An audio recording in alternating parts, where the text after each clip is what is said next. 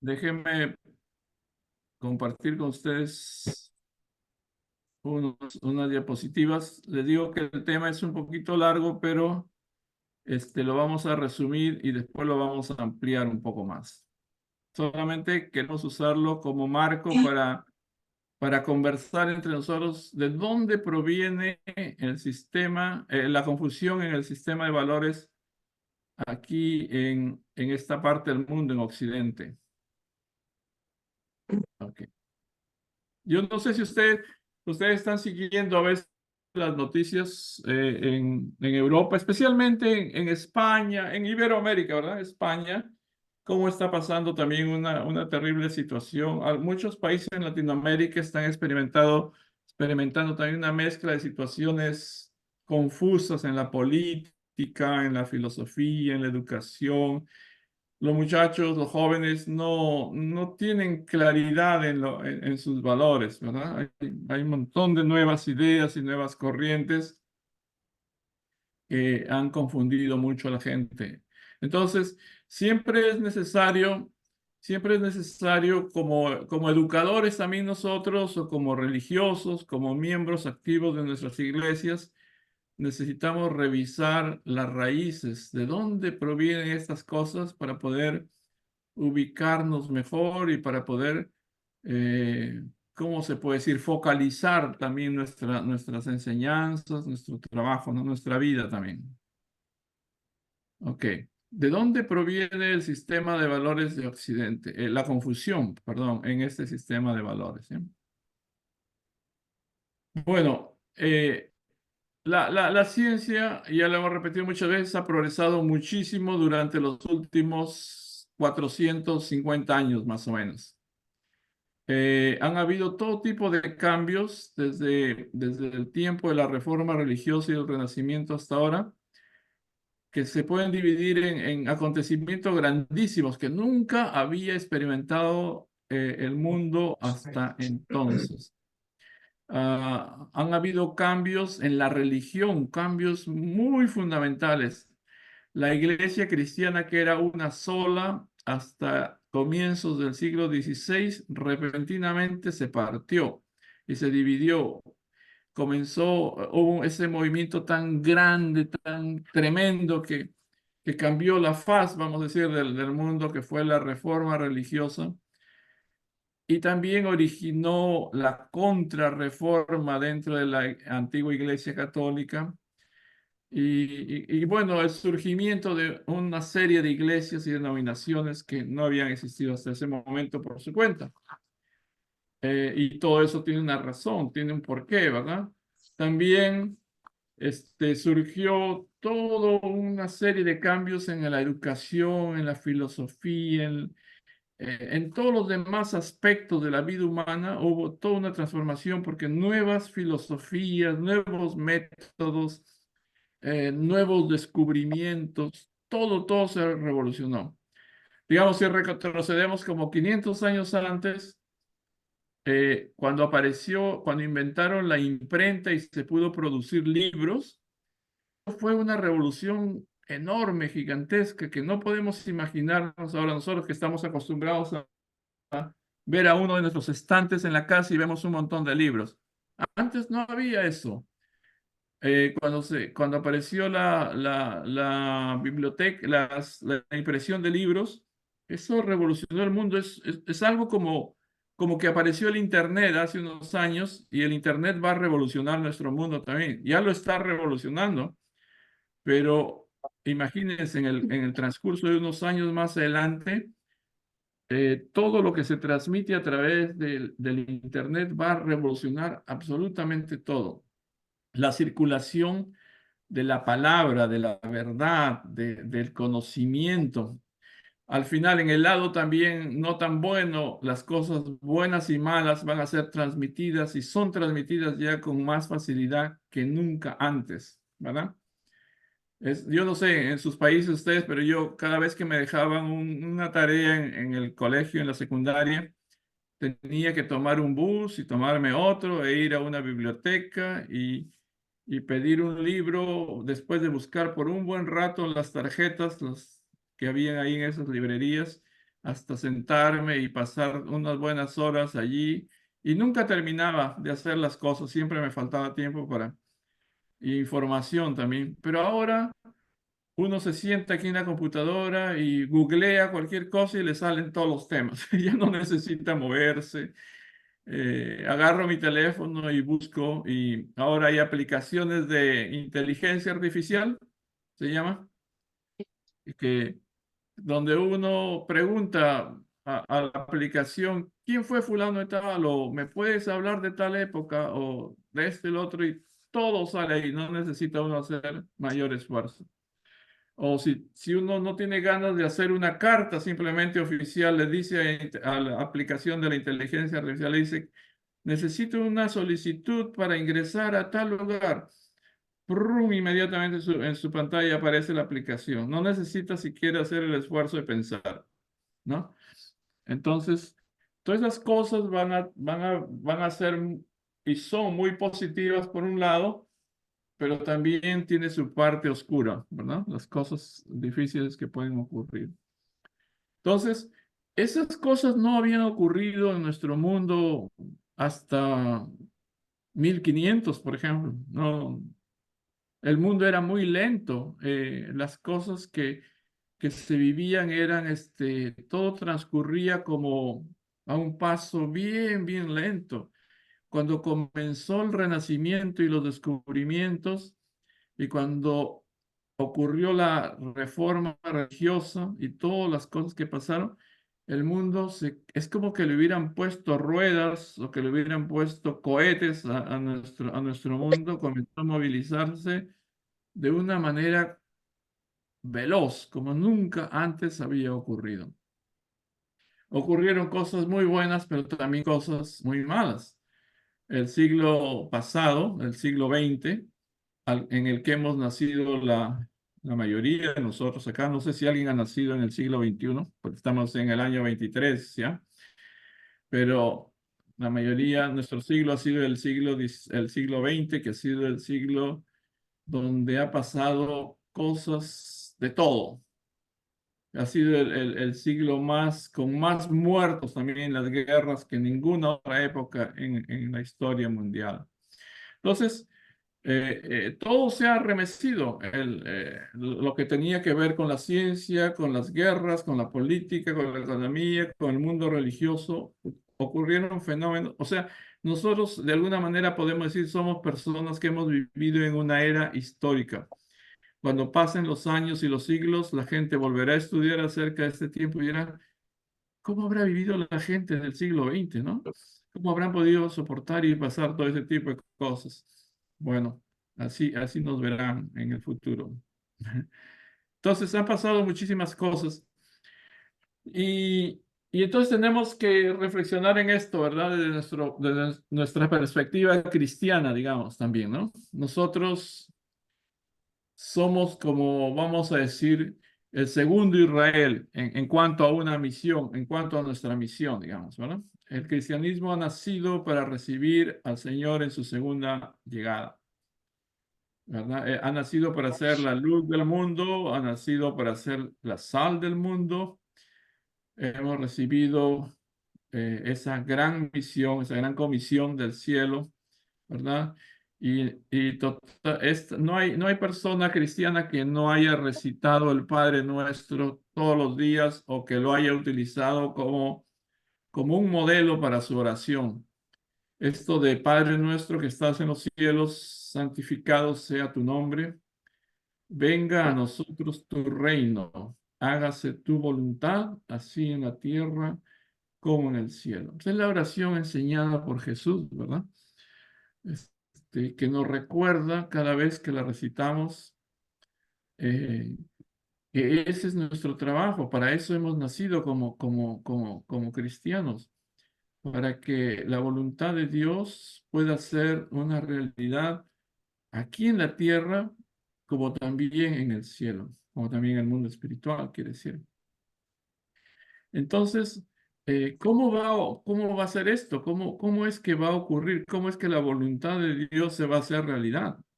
Por supuesto, no va a ocurrir solita, sino a través del cumplimiento de nuestro trabajo, de nuestra misión también, como seres humanos. Digamos que hemos heredado todo lo que Dios nos ha revelado desde el Antiguo Testamento hasta las palabras, hasta el tiempo de Jesús y más, ¿no?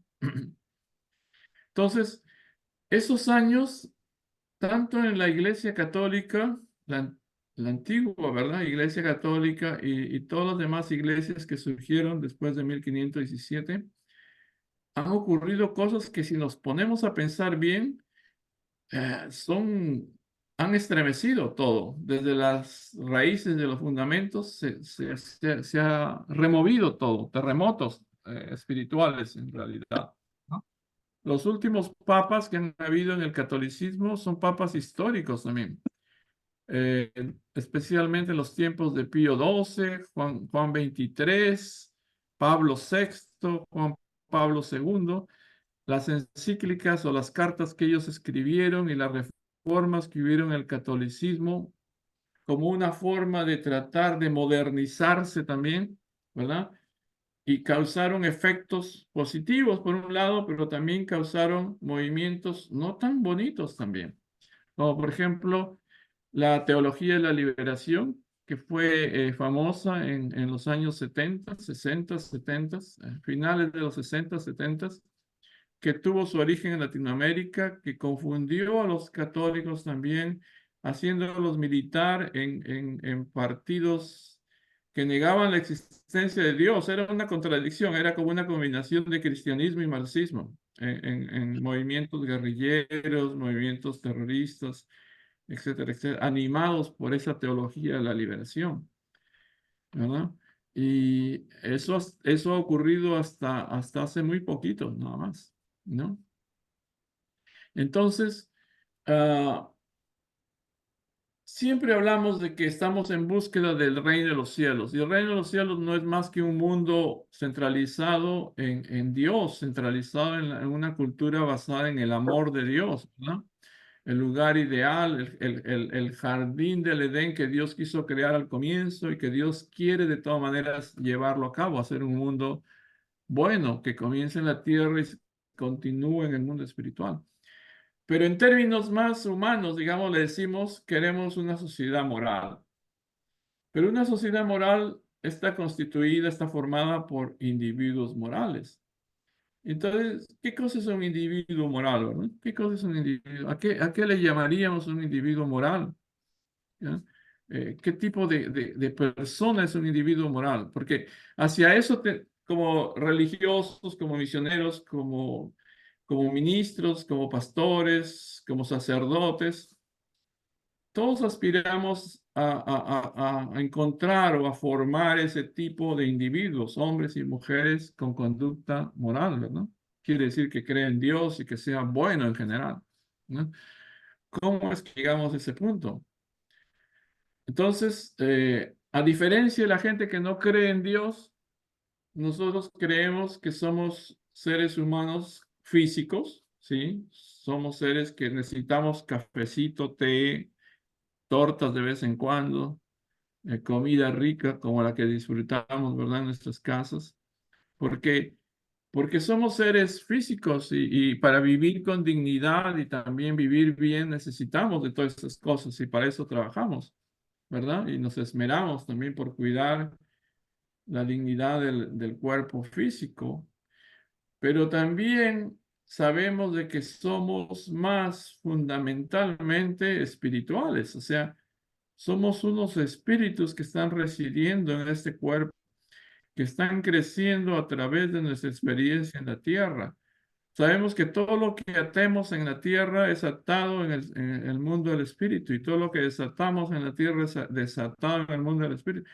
Es decir, todo lo que nosotros ahora sembramos en nuestra vida lo vamos a cosechar cuando nos vayamos al mundo espiritual. Nuestro espíritu será más grande o menos grande, muy fuerte o será un espíritu raquítico, dependiendo del tipo de vida que hemos llevado aquí en la tierra. Entonces nosotros, los cristianos, los herederos del judeocristianismo, sabemos de que no somos solo cuerpo, que no somos solamente materia, como mucha gente piensa, sino que somos fundamentalmente espíritu. Y por eso es que tomamos tiempo para esto, porque cuando nos reunimos y convocamos al Espíritu Santo, convocamos a Dios mismo, ¿verdad? Leemos las palabras de Jesús, sus enseñanzas, todo eso es alimento para nuestro espíritu. Por eso es que invertimos tiempo para estudiar, para rezar, para orar, ¿verdad? Para hacer trabajos también físicos en nuestras iglesias, para difundir la palabra de Dios y cuidar de la gente y engrandecerla, enaltecerla, edificarla. Todo eso es trabajo espiritual, ¿verdad?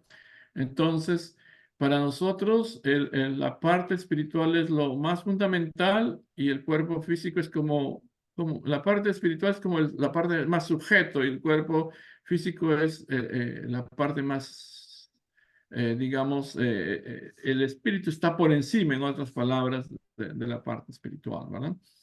Entonces, un individuo moral se forma con una experiencia buena en la tierra cuando uno no solamente lo cuida físicamente, materialmente, sino también lo alimenta de verdad, de bondad, de amor, ¿verdad? De belleza, de todas esas cosas que vienen del cielo. Así crece nuestro espíritu y los individuos morales se forman así, ¿verdad? Entonces, eh, Pablo nos enseñó acerca de esa, ¿cómo podríamos decir? Esa dicotomía, ¿verdad? Nosotros somos seres básicamente conformados de cuerpo y espíritu.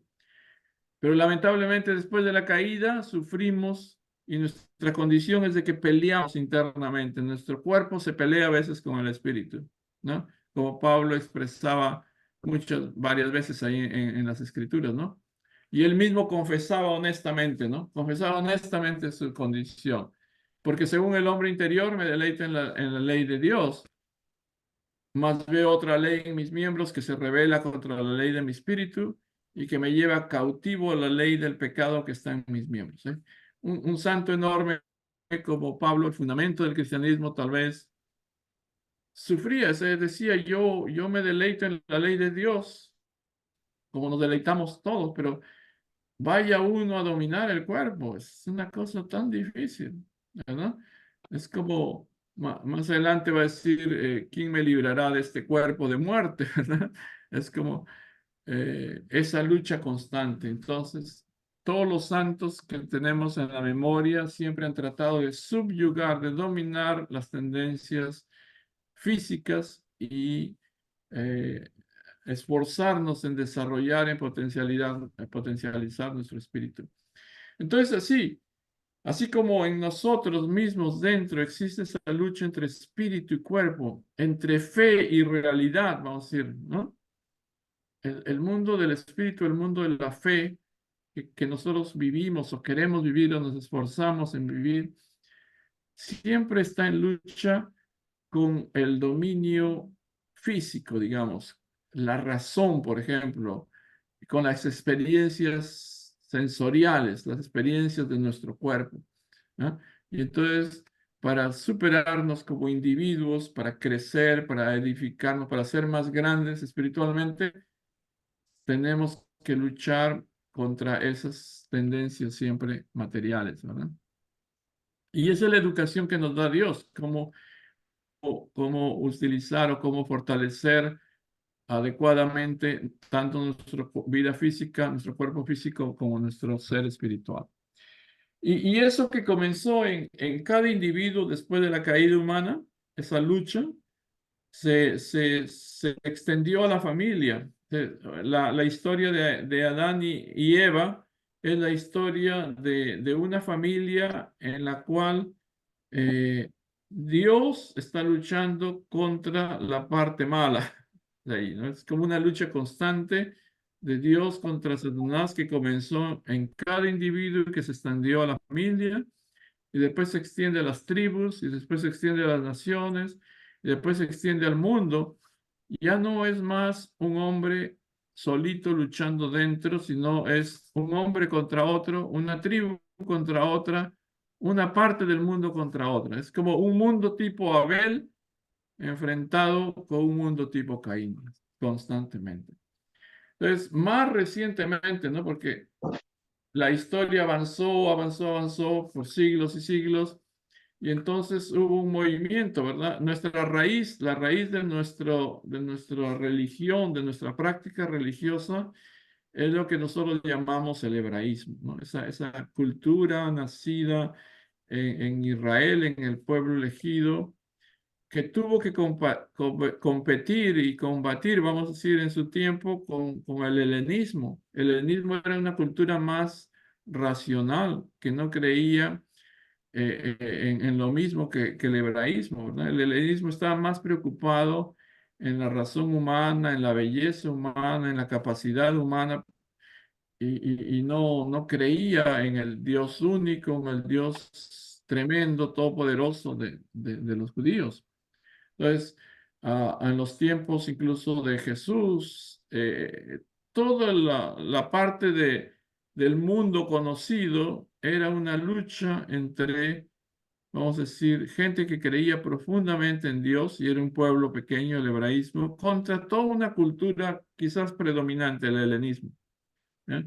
Los tiempos de Jesús deben haber sido muy interesantes, haber vivido ahí, caminar por las calles y encontrar gente que hablaba en griego, que cultivaba todas las ciencias que habían heredado del pasado helénico, que creía a veces en muchos dioses o que no creía en ninguno, por último, ¿no? O que se inventaba todos los dioses que podía imaginarse contra el Dios único de los hebreos, ¿no? Era una lucha, sí, era una lucha cultural allí también, ¿no? Entonces, con el correr del tiempo, ¿no? Estamos avanzando siglos, ¿verdad? Pues solamente quería mostrar así, con el avance de los siglos, esa tradición religiosa que nosotros hemos heredado del hebraísmo, del judaísmo, en otras palabras, ¿ah? Se convirtió con Jesús en el cristianismo. Pues Jesús es un hombre nacido en Israel, en Judea, y allí comenzó el cristianismo. Y entonces va a tener toda una historia, ¿verdad? Toda una historia. Fue casi 3 siglos y pico después, es reconocido en Roma, llega a ser una religión oficial y se expande con fuerza por todo el mundo conocido. Pasa tiempo, ¿verdad? Pasa mucho tiempo y en el siglo XVI, comienza el siglo XVI, este evento tan formidable ocurre. La iglesia que había sido una sola, aunque habían habido intentos de reforma anteriores y también hubo divisiones ya iniciales, pero la gran división de la iglesia cristiana ocurre con el éxito de la reforma de Lutero, ¿verdad? Y después otros, ¿no? Calvino, Hus y todos los demás. ¿Ok? Entonces, la reforma fue un movimiento también que quiso revivir las cosas más bonitas, las cosas más importantes de la tradición judea, ¿verdad? Fue un movimiento para tratar de arreglar este mundo que estaba tan influenciado, si ustedes ven esa diapositiva al costadito, por el Renacimiento. Había un mundo cuya cultura, así como que ahora estamos luchando también culturalmente, digamos, entre gente que cree en Dios y gente que ya no cree en Dios, ¿no? Lo cree a su propia manera, que ya no cree en el matrimonio, en la pareja, ni cree en valores absolutos y ni siquiera cree que exista la verdad por ningún lado, ¿no? Entonces, así también en esos tiempos el movimiento de la reforma tuvo una pelea, vamos a decir, un enfrentamiento, una colisión con una cultura que exaltaba todo lo humano, todo lo racional nada más, todo lo que comenzó a florecer ahí de la ciencia, ¿no?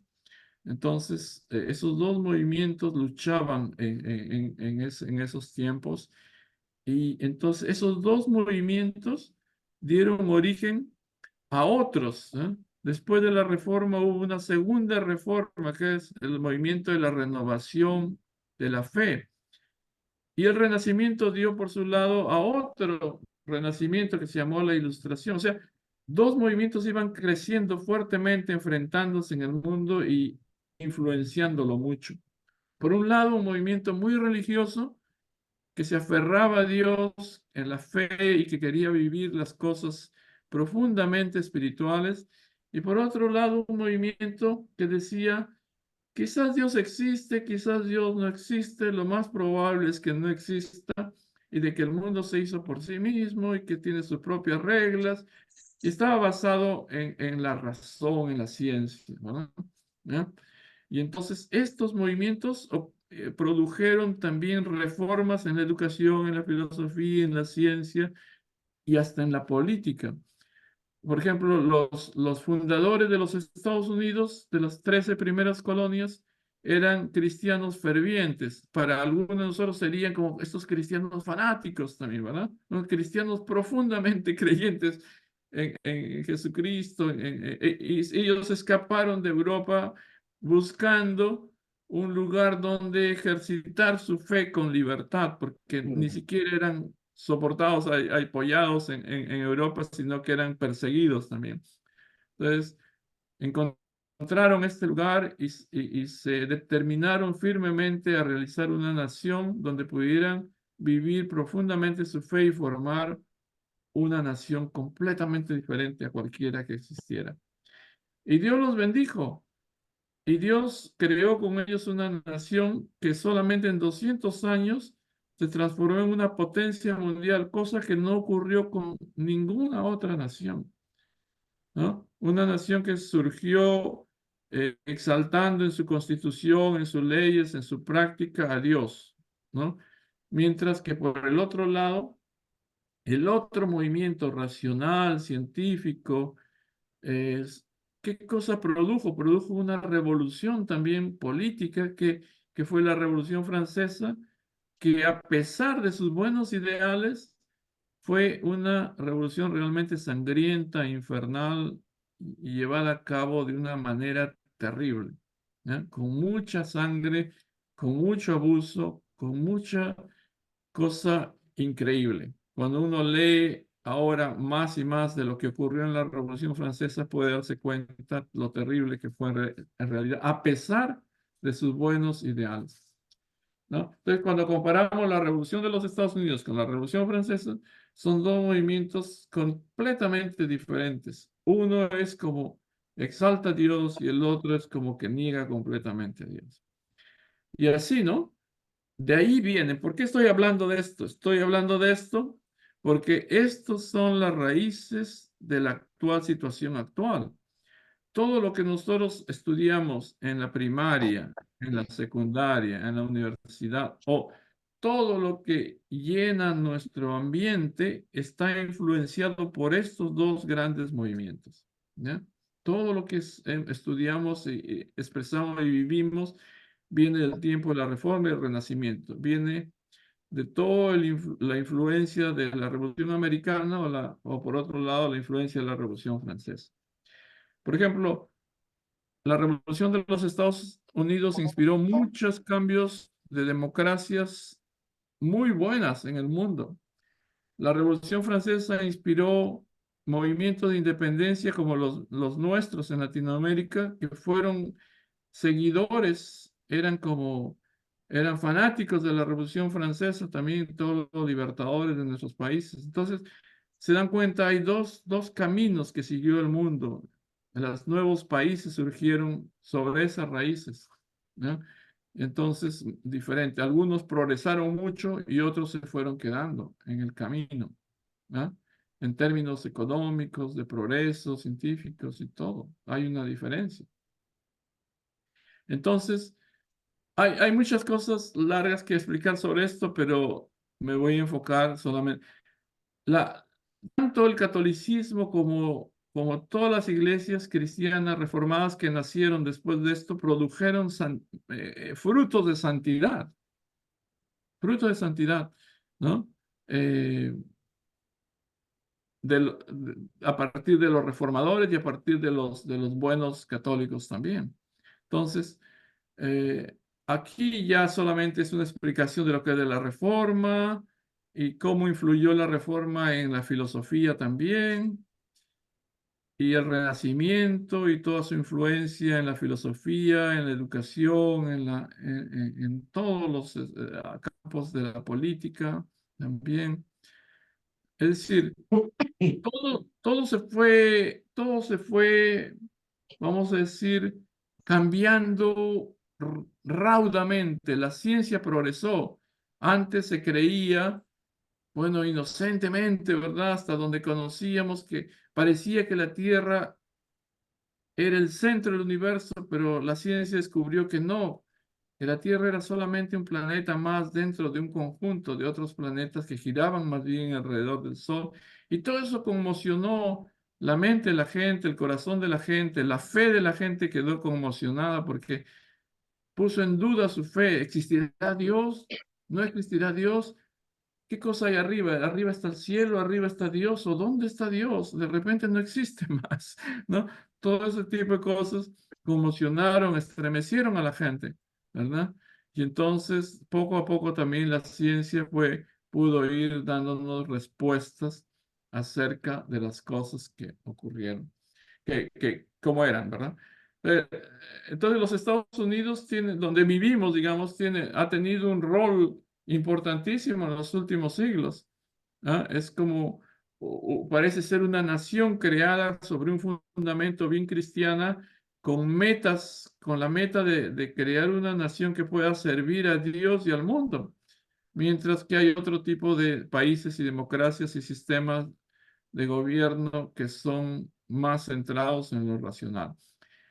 Como decía este señor acá, Alexis de Tocqueville decía, cuando él vino, es un francés que vino a explorar a los Estados Unidos, a estudiar, y dijo, yo pensé que iba a encontrar que la grandeza, el crecimiento de los Estados Unidos estaba en sus fábricas, en su ciencia, pero lo que me di cuenta es de que el éxito de esta nación reside en sus iglesias, en su fe.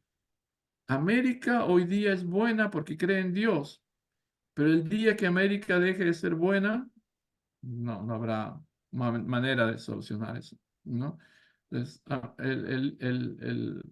el crecimiento, el desarrollo de los Estados Unidos se debe al poder que le infundió los fundadores, ¿verdad? Los padres peregrinos y después los padres fundadores de esta nación. Y en cambio hubieron otro tipo de democracias y sistemas basados en la copia de la Revolución Francesa, ¿verdad? Entonces, Cristian, la Revolución Francesa fue como el choque entre el deísmo, el agnosticismo, el ateísmo contra el cristianismo. Muchas cosas feas ocurrieron durante la Revolución Francesa.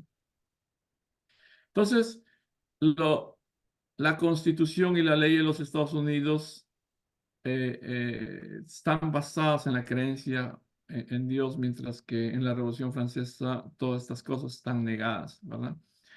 Entonces, después vino los descubrimientos de Darwin, las teorías, ¿verdad? De Darwin acerca de la evolución, todo eso también revolucionó, estremeció al mundo, destruyó la fe en mucha gente que no estaba tan fuerte en su corazón, en su mente.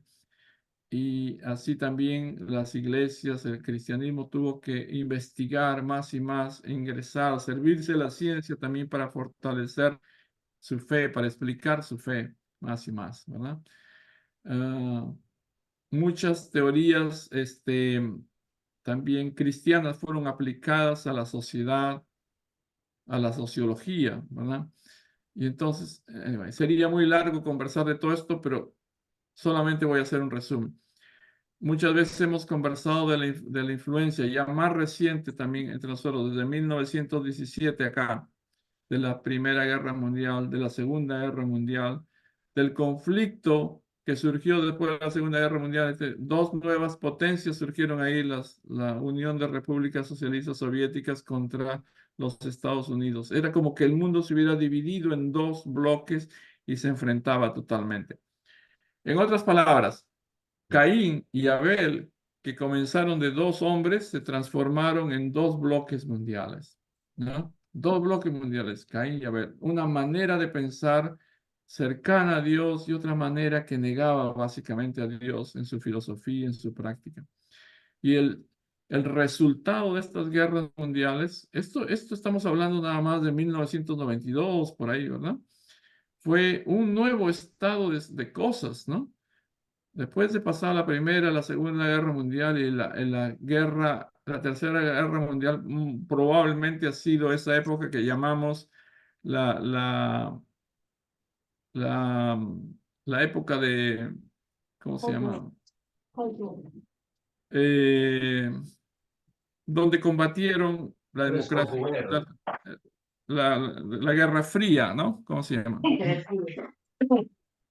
Entonces, nosotros somos herederos, hemos nacido inmediatamente después de esto, ¿verdad? Algunos han nacido durante la Segunda Guerra Mundial, otros poquito después, pero somos herederos de toda esta convulsión que ha ocurrido. Es como que, de nuevo, Caín y Abel, que eran un hombre luchando contra otros, se transformaron en bloques mundiales enfrentándose el uno con el otro a nivel mundial. En otras palabras, cuando uno estudia desde el punto de vista de Dios la providencia mundial de la salvación, hemos llegado al momento culminante de la consumación de la historia. En términos generales, ya no hay otro nivel al cual vamos a pasar. Aquí se tiene que resolver todo. Esto coincide con la época de la segunda venida del Señor. ¿Ya? Entonces, todas estas cosas vienen acumuladas y la última lucha final entre el bien y el mal está ocurriendo. ¿Ya? Si uno quiere interpretarla desde el punto de vista de Dios, ¿verdad? De las Escrituras.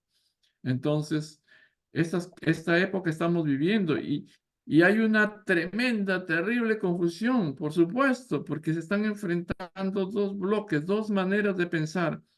Gente que todavía cree en Dios y que está esforzándose en difundir, en testificar, en presentar la evidencia de Dios, ¿verdad? Y gente que no cree para nada en Dios, ¿verdad? Que niega la existencia de Dios y que quiere buscar otras formas alternativas de vida, ¿no? ¿Ah? Es el momento en que estamos viviendo actualmente, ¿no? Ahora uno va y piensa, esta persona está en la universidad y es muy educado y le voy a hablar de la verdad, pero no quieren saber de la verdad necesariamente, no cree más en la verdad, ¿no? O no quiere aceptarla firmemente. ¿No? Entonces estamos viviendo en épocas interesantes, pero también difíciles, por supuesto. Por eso nosotros tenemos que volver vamos a decir, reflexionar en esta época, ¿no? Estamos viviendo, desde mi punto de vista, ¿verdad? De todo lo que yo he aprendido hasta ahora, digamos, y creo firmemente que estamos viviendo realmente en la culminación de la consumación misma de la historia de maldad. Estamos a las puertas del inicio de un nuevo estado de cosas que ni siquiera nos imaginamos, ¿no? Entonces, esta es la época en la que nosotros, aquellos que creemos en Dios, aquellos que pertenecemos a toda esa herencia buena que viene del judeo-cristianismo, necesitamos trabajar fuertemente, ¿no? Esta es la época en la que nosotros tenemos que dar origen, surgimiento a una nueva reforma religiosa que pueda poner en orden toda esa confusión que existe. Entonces a eso nosotros le llamamos diosismo, ¿no? No es ni siquiera completamente el ala de la derecha, ni es el ala de la izquierda, sino que tiene que ser el ala de cabecera, decimos nosotros, ¿no? Que una lo mejor de Caín y Abel para poder dar a luz a un nuevo mundo. Estas cosas no van a ocurrir solamente así automáticamente, sino que Dios necesita de la gente de buena voluntad, de la unidad entre las religiones, de la unidad entre la gente de buena fe, de la unidad de los santos en general del cristianismo, ¿verdad? Entonces, s- seguiremos con este tema un poco más, pero quería presentarles esto para reflexionar de nuevo acerca de la tarea que nos toca a todos nosotros realizar en esta época. No estamos viviendo en una época común y corriente, estamos viviendo en una época realmente emocionante, histórica. Entonces, yo lo voy a dejar aquí para después continuar conversando sobre estos temas. Me he salteado un montón de cosas, pero nos hemos pasado la hora y ustedes me pueden ayudar con algún comentario quizás y así podemos concluir por ahora y después continuamos. Pero, ¿tienen ustedes algún comentario? ¿Qué les parece? Any comments, sir? Can nobody say something? Thoughts? Any thoughts? Any? ¿Algún, Preguntas? algo que agregar de su propia experiencia, Bueno, sí, en cierto aspecto. Yo me imagino que lo que estamos viviendo es lo mismo que se vivió cuando el Señor Jesús fue anunciado que iba a nacer en Belén. Y mucha gente no estaba preparada en su fe, no estaba creyendo. Y muy pocos eran los que probablemente estaban esperando o creían. Y creo que es la misma situación a la segunda venida del Señor. Todas estas cosas que han sucedido parece que es una distracción para que la venida del Señor pueda ser una sorpresa para muchos, porque eh, la misma Biblia anuncia que cuando estén pasando por problemas diferentes, es que el Señor va a venir y se va a llevar a su iglesia, que es el arrebatamiento que nos le llamamos, en la primera venida sí, sobre las nubes. Luego viene lo que llamaríamos tal vez ahí la Tercera Guerra Mundial, después de que la iglesia se fue. Pienso que esa es la forma que va a suceder. Creo yo que este mundo está siendo preparado para ah, un tiempo de caos, un tiempo de todo lo que el hombre ha hecho, ha sido destruir la tierra. ¿Sí? Todo el environment que es de la creación que Dios hizo, el hombre ha estado destruyendo desde la era en que fue la revolución industrial. Y creo que todo lo que se ha empleado y aún las bombas y todo aquello que se ha venido haciendo han sido los elementos para la destrucción de este planeta y creo yo que Dios mismo dijo que iba a venir en cuanto vea esta situación muy difícil. Y yo me imagino que es lo que en realidad está tratando de mostrarnos Dios a través del Espíritu Santo, que Él viene pronto, Él está cerca y está dando la oportunidad a muchas personas a que tengan fe. Lo que dice en Mateo 24, que hallará fe en Dios cuando venga, dice, porque la fe es la que va a ser, digamos, perseguida, la fe generalizada. Es decir, no solamente la fe en Dios, sino una fe en todo lo que es objeto de culto, que dice en Tesalonicenses. Creo yo que en realidad no simplemente va a ser un ataque a los cristianos, sino a todos los que creen en diferentes cosas, aún los que creen en los ídolos van a ser atacados, porque va a ser un ataque frontal a todo lo que es fe, porque van a emplear, yo creo que eso va a ser un ataque del anticristo para poder realmente provocar que crean solamente en él. Ese es mi concepto. Muy bien, muchas gracias, muchas gracias. De todas maneras, entonces hay un sentimiento certero, vamos a decir, casi todos los cristianos en realidad están pensando en que estamos en los tiempos también de espera, ¿verdad? De la segunda venida, del regreso de Cristo. Bueno, yo Y diría no todos los cristianos, sino una parte de los cristianos están en espera, pero la mayoría está en una forma tal vez distraída, no está en el concepto de realmente tener ese concepto de paz. No están buscando lo que Dios quiere que su iglesia esté en realidad trabajando. Dice y, que y dice la esto es escritura, interesante, ¿verdad? Es interesante lo que usted decía, como haciendo una comparación con el tiempo de Jesús. exacto, El tiempo de Jesús, mucha la primera gente venida. discrepaba en la manera como iba a venir Cristo y y casi el nacimiento de Jesucristo los encontró no preparados, ¿verdad? Exacto. ¿Verdad? Entonces es una lección, ¿verdad? Ahora que estamos cercanos de nuevo a la Navidad, siempre, aunque es una época tan bonita, tan linda como para disfrutar, de todas maneras también es una época para reflexionar en eso, ¿verdad? Sí, el concepto tal vez es bueno de entender que la Navidad debe recordarnos a Jesús, pero es todo lo contrario. Más bien es un término de egoísmo, de pensar en el uno con el otro. Y lo que se piensa más es en arreglar, adornar el arbolito y hacer los intercambios de regalos. Entonces, lo que yo veo, por ejemplo, según la Biblia, el adorno del arbolito es un adorno que el Espíritu Santo está dando a los cristianos, que son como árboles plantados, dice la Escritura, ¿no? Entonces, ese adorno son los frutos del Espíritu Santo, que muchos no están trabajando, sino que están dejando a un lado y se están olvidando de que debemos nosotros tener esos frutos del Espíritu Santo, esos adornos que dio el Espíritu Santo para la iglesia.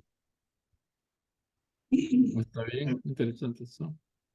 Sí, es un enfoque tal vez erróneo, equivocado, que deberíamos tomar el ejemplo, cómo nos preocupamos por adornar un arbolito, ¿verdad? Nos esmeramos, pero deberíamos nosotros ocuparnos más de esmerarnos para tener esos frutos del Espíritu en nuestra vida, es decir, adornarnos con todos los dones del Espíritu Santo que sean posibles. Creo que ese es mi concepto Está yo bien, entiendo. está bien. Sí. ¿Alguien más quisiera hacer un comentario sobre esto? Sí, para mí, pienso que por toda la historia ya siempre Dios está guiando la humanidad y especialmente como estamos hablando de 1517, ese tiempo todo fue cuando la Biblia fue traducida en muchas lenguas. Entonces era para dar la oportunidad, como usted mencionó, pastor, que era un momento que personas comenzaron a leer y se educar sobre la Biblia, porque antes era muy difícil que ninguém podía verdaderamente leer. Entonces, Dios dio la oportunidad de ese momento para que todos poco a poco puedan tener la oportunidad de leer la Biblia y de decidir por ellos mismos qué quieren hacer, a qué quieren hacer. Y por eso muchas cosas como ya desde el principio, como se dice, debe la división entre el helenismo, que era un movimiento más griego y más, ¿cómo se dice? No muy espiritual. Entonces, después teníamos el hebraísmo, que ha venido de judaísmo. Eso fue muy importante. Y se developó poco a poco, ¿no? Después como continuó con la el grupo que no conocía, no comprendía bien Dios, se developó en la Renaissance, que fue todas las cosas que developaron después entre el comunismo y también toda la cultura francesa y de otros países así, que se developó más sobre cosas físicas y no espirituales. Y a través de la reforma, que fue cuando todas las iglesias que se developaron en ese tiempo, que después se fueron en otros países, como al norte de la Europa, y también que se decidieron de partir, de salir a América del Norte, con todas esas nuevas denominaciones cristianas. Yo pienso que eso fue verdaderamente un guía de Dios que pues dio en ese tiempo a preparar los Estados Unidos para recibir el amor de Dios y la bendición de Dios aquí en los Estados Unidos. Y después continuó hasta que, como Alexis de Tocqueville, él dice que si los Estados Unidos de América podía continuar a servir Dios, a ayudar a otras naciones y a creer en Dios, que podía continuar, pero como estamos ahorita a perder eso todo, entonces América está cayendo porque no tiene sequía que es necesario en este momento. Y poco a poco vemos ahorita que tienen nueva, ¿cómo se dice? Pensamientos sobre que también está a developar en muchas cosas buenas. Entonces, mismo sea un tiempo difícil, que sabemos bien que cuando tiene el mal, pero también Dios nos da la oportunidad de seguirlo y de comprender. Entonces tenemos que continuar en oración, a nos unir como cristianos, como personas de fe, ¿no? Para poder de nuevo continuar a mejorar este mundo. Gracias. Oh, muchas gracias, Lola. No, muy bien, muy bien. Yo creo que siempre me pongo a pensar, al fin de año aquí en los Estados Unidos hay dos cosas, dos celebraciones en diciembre, noviembre y diciembre, ¿verdad? Que son muy interesantes. El Día de Acción de Gracias que nos recuerda a los fundadores de esta nación, a estos grupos que vinieron. Esos grupos fueron providenciales, absolutamente, ¿no? ¿Cómo es que aparecen o comienzan a vivir en esta zona de los Estados Unidos y forman estas colonias y se transforman en una potencia mundial sobre el fundamento de querer formar un pueblo para Dios, ¿verdad? Y la Navidad que viene enseguida, ¿verdad? Y la Navidad significa el fin del año, ¿verdad? Es como para mí, es como como una reflexión total de estamos en la culminación de la historia humana y esos dos eventos que ocurrieron históricamente tienen que hacernos reflexionar muy fuertemente acerca del tipo de vida y misión que debemos cumplir.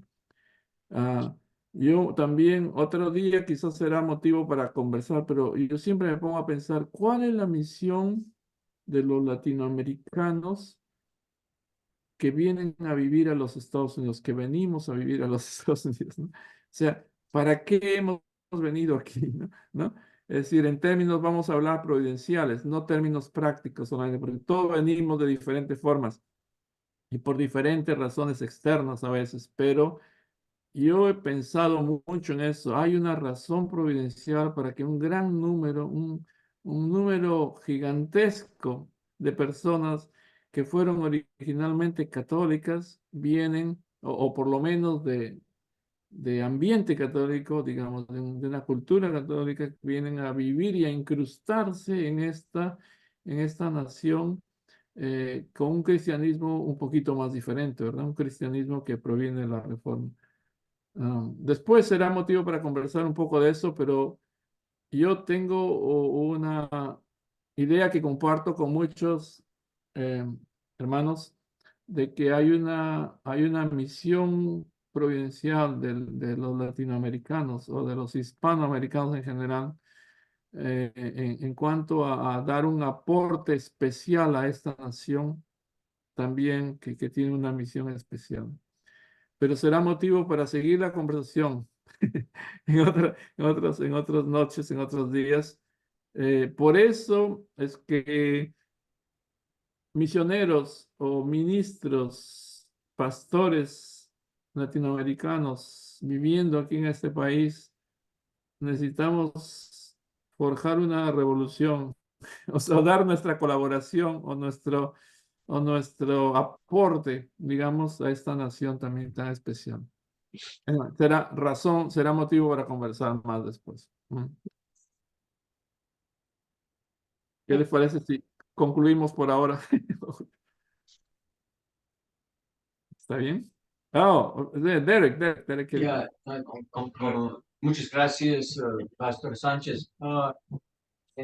Tengo un pienso. De tiempo de Copérnicos, mucho ignorancia de gentes para simplicity para el mundo es no round, pero es centro del sol no centro de mundo. And, pero hoy ira es muchos gentes todavía mucho ignorancia todavía para diferente era. En este era en tiempo nosotros no comprendemos la humanos necesitos pero todavía no puedo grande pictores de Dios providencia and so mucho mistakes de Jesús tiempo and ahora punto exactamente tiempo a hoy es mucho problemas continuación si no if we are not careful no cuidado so abre la mente es muy importante porque we will miss something. Lo siento, me hablé español, es peor. Yeah, you need to. Comprendo, español. Podemos entender. Comprende. Podemos entender. No comprende. They don't understand. No, comprendo un poquito. No, que tú tienes que decir Comprende. Oh. Yeah, well, también no comprendo. Comprende.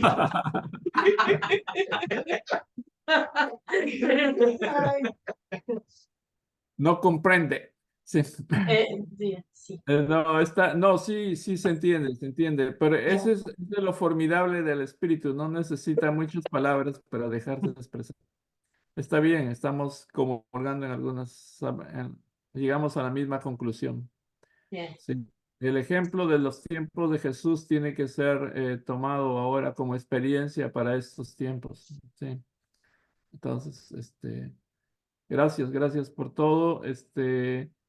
Y en medio de todo esto, que es la historia mundial como gigantesca, se desarrolla la historia de cada uno de nosotros. Por eso es que los testimonios personales son es una pequeñita historia providencial también. Por eso es tan valioso. Es como el Espíritu Santo nos guía cada día, porque cada Exacto. persona tiene esta oportunidad y también puede testificar de eso. Exactamente. Porque a veces vemos la gran figura de la historia, ¿verdad? Pero Yes. también cada historia personal tiene su principio y su meta también, su fin. Entonces, como dicen, hay escatología ahí. Right, escatología. Dios nos muestra su camino así a través de nuestras vidas, nos guía. Bueno, Gracias, Pastor Rafael. gracias. Muchas gracias. Vamos a intercalar entonces historias personales también, porque es la manera como Dios nos muestra. ¿Quería decir algo, Noemí? Sí, nomás quería decir este versículo de la Biblia en Juan 16:33. Estas cosas os he hablado para que en mí tengáis paz. En el mundo tendréis aflicción, pero confiad, yo he vencido al mundo. Amén. Amén. Amén. Seguro, exactamente. Está muy bien. Entonces estamos en tiempos maravillosos, históricos. Nuestros descendientes van a decir, ¿qué? ¿Tu abuelo vivió en ese tiempo? Wow. Sí, entonces hay que disfrutar de lo que tenemos que hacer. Así. Bueno, muchas gracias. Gracias. Y Gracias a usted, Pastor.